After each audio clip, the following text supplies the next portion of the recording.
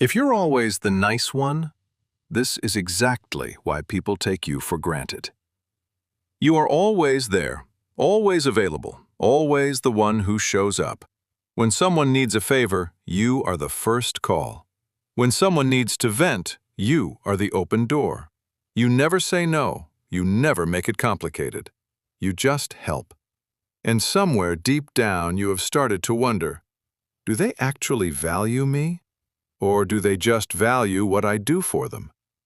So what is actually going on inside the mind of someone who is always the nice friend? Because the answer might completely change the way you think about kindness itself. Here's a quick deal. If you want more content like this that breaks down real human psychology and helps you understand yourself and the people around you, make sure you subscribe, hit the like button, and drop a comment saying "Seen" so I know this is reaching the right people. Now, let's get straight into it. Let's start with what most people get wrong. Most people think that being kind and agreeable means people will naturally respect you more. But psychology tells a different story. Researcher Dacher Keltner at UC Berkeley found that people who are consistently agreeable and self-sacrificing are more likely to be taken for granted over time. Not because people are evil, but because humans naturally adjust their behavior based on what they can get away with. When you never push back, when you never say no, you train the people around you to expect everything from you without offering much in return. Here are 4 patterns that consistently show up in people who are always the nice friend. The first is chronic people-pleasing. You do not just want to help. You feel uncomfortable when you do not.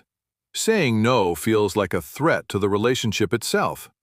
Psychologist Harriet Breker called this the disease to please. It is not generosity. It is anxiety wearing the mask of kindness. You are not saying yes because you want to. You are saying yes because the idea of someone being disappointed in you feels unbearable. The second is invisible resentment. On the surface, you keep showing up.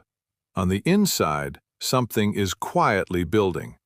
You start noticing who never checks on you, who only calls when they need something, who disappears when things are good, but reappears when they need a favor. You do not say anything, but you feel it. And that gap between what you feel and what you express starts to cost you.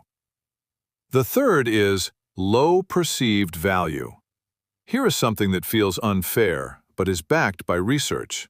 The easier you are to access, the less people value your time.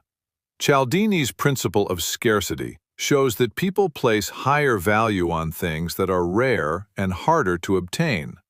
When you are always available, always agreeable, always easy, you accidentally signal that your time and energy have no real limit. And people treat limitless things carelessly.